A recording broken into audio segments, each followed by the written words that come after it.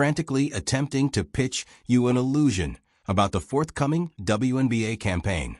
They expect you to unquestioningly accept that the recently approved collective bargaining deal is a triumphant shared success for each and every organization. They expect you to casually cheer the enormous wave of funding and presume that General Manager Amber Cox and President Kelly Crosskop possess a flawless strategy. But you are certainly not an average spectator. You are a strategic thinker, and thinkers understand precisely how to interpret a confidential corporate disclosure. We are not witnessing an executive blueprint today. We are witnessing a real-time globally broadcast fiscal crisis engineered by a dysfunctional leadership group that is utterly intimidated by the multi-billion-dollar financial machine they unintentionally took over. Welcome back to WNBA Pro. I need you to secure the environment fully, disable your alerts, and offer me your complete focused analytical attention today, because what we are about to critically uncover will permanently reshape how you perceive the entire roster structure of the Indiana Fever. Late yesterday evening, hidden beneath the veil of secrecy, extremely sensitive internal details regarding the updated CBA terms were disclosed to the Indy Star. And the particular, tightly protected elements buried within that report confirm, without any uncertainty, that the Indiana Fever are positioned on the edge of complete severe financial collapse. Do not allow the overwhelming income figures to mislead you for even a fraction of a moment.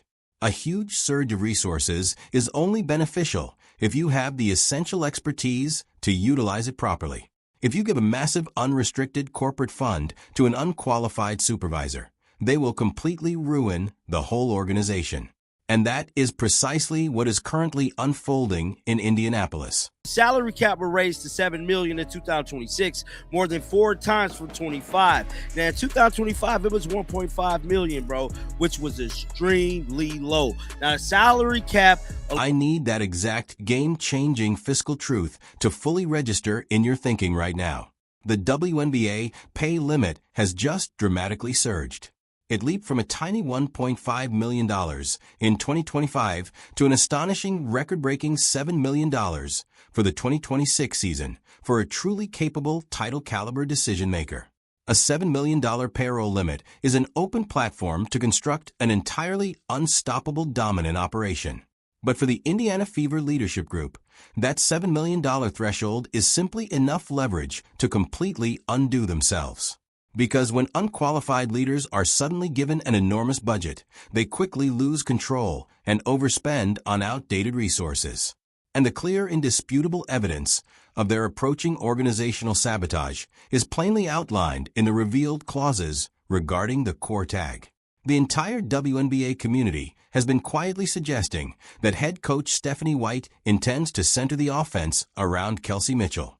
They have been circulating the deeply flawed storyline that the 29-year-old high-usage scorer is the top focal point of the franchise, and the leaked CBA framework has now revealed exactly how disastrous that choice could be for the long-term direction of the team. Core Kelsey Mitchell for the first time in 2025, giving her a supermax of $250K.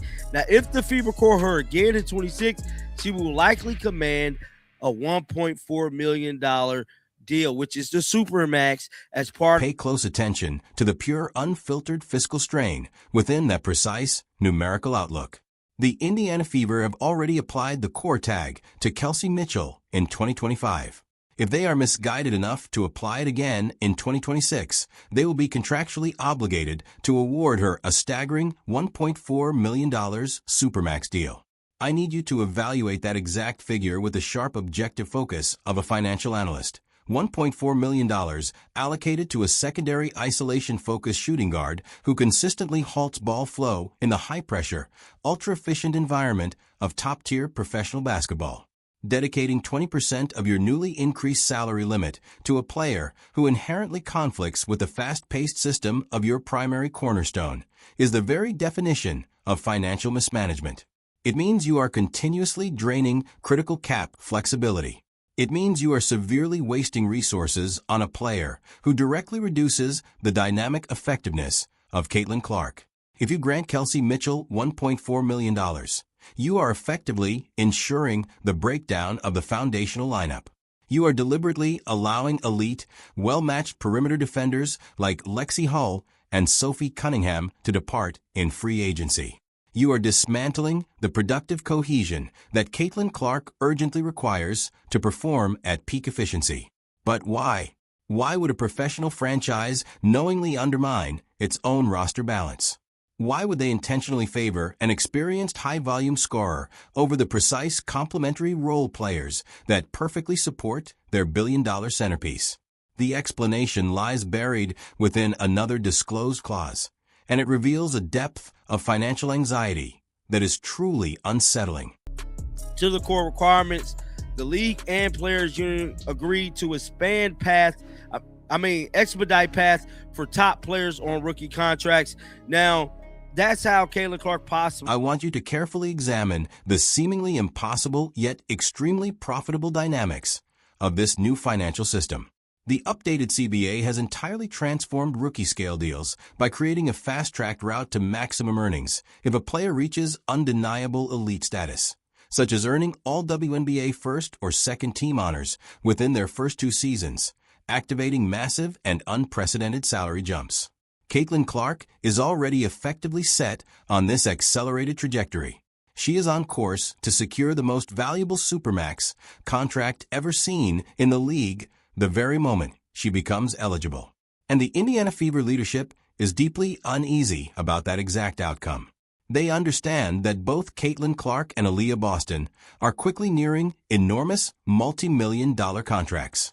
They are facing a significant, unavoidable financial clash. You simply cannot afford to pay Caitlin Clark record-setting money, give Aaliyah Boston a major frontcourt deal, and at the same time offer Kelsey Mitchell a $1.4 million veteran supermax. The salary structure just does not support it. It is an outright financial contradiction. So now they are forced into a franchise-defining decision. They can act as calculated, decisive executives by using the core tag on Kelsey Mitchell, locking in her rights, and then swiftly trading her to a team in need, such as a Portland expansion franchise, in exchange for a premium package of elite rim-running bigs and versatile perimeter defenders. They could fully reset the veteran structure and construct a highly efficient, nearly unstoppable system built entirely around Caitlin Clark's pace and decision-making.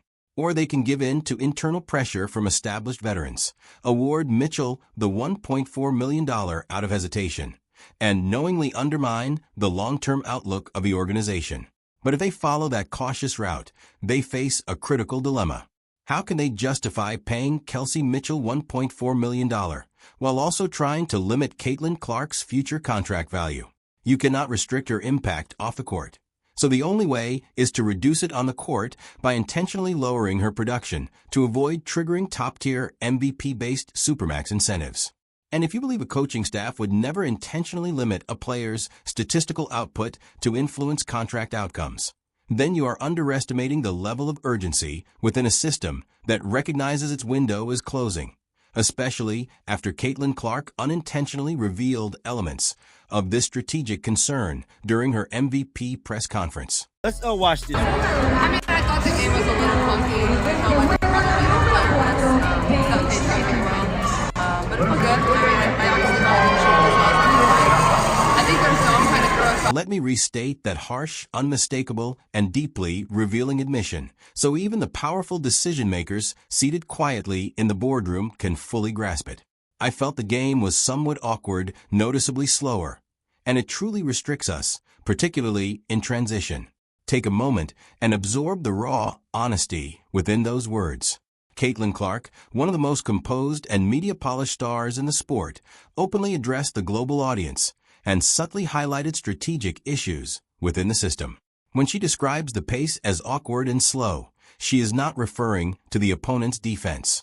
She's pointing toward the structured half-court offensive schemes crafted by coaching figures like Nate Tibbetts and Cara Lawson. She is referencing the same deliberate, predictable system that Stephanie White appears ready to introduce in Indiana. When she says it restricts the team, especially in transition, she is carefully indicating a system that removes the ball from her control and limits her natural speed and decision-making strengths. She understands the approach being taken. She recognizes that the system is slowing the tempo to a less efficient pace, potentially to maintain the statistical roles of veteran players. And she is aware that the Indiana Fever staff may attempt to replicate that same controlled style in the upcoming season if the offense is forced into slower setups. If she is required to walk the ball up the court, feed the post, or stand off ball while Kelsey Mitchell operates in isolation, it directly impacts her ability to produce the fast-paced numbers needed for MVP-level recognition and maximum contract incentives. This creates a serious tension rooted in financial priorities and team dynamics. The organization risks entering a dangerous situation where its own franchise player is placed in conflict with its strategic direction. They are attempting to benefit from the financial growth driven largely by Caitlin Clark's influence, while also implementing systems that limit her on-court output. However, market forces are not easily controlled by structured schemes. Fans, viewers, and consumers who invest in tickets, merchandise, and broadcast engagement can clearly recognize what is unfolding. They have observed questionable tactical decisions and conflicting narratives, and they understand the implications of a $1.4 million commitment to Kelsey Mitchell. It signals a continued reliance on an older hierarchy rather than adapting to a more efficient modern structure. The Indiana Fever leadership now faces a critical moment as league changes, expansion activity, and free agency reshape the competitive landscape. When the season begins, external pressures and internal decisions will collide. Caitlin Clark will not only face opposing defenses, but also the challenge of operating within a system that may not fully align with her strengths, while the front office simultaneously navigates the financial reality of her future contract value. Over the past year, narratives, officiating, and roster decisions have all played a role in shaping this environment. Yet, fundamental performance and impact cannot be suppressed indefinitely. The broader market, fans, sponsors, and global stakeholders, has already shown what it values: fast-paced, efficient, high-level production. And Caitlin Clark remains uniquely positioned to deliver that at scale. The recent disclosures are less a revelation and more a reflection of an outdated philosophy struggling to adapt. Executives may highlight increased salary flexibility and defend their decisions, but the underlying reality is becoming increasingly clear. The league is shifting into a more competitive, results-driven era where efficiency and impact dictate outcomes.